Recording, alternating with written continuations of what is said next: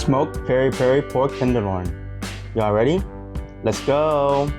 First, we're going to be taking our 1 pound of tenderloin, remove the zipper skin, wash and pat dry, adding in our peri peri sauce and soaking this for 1 hour.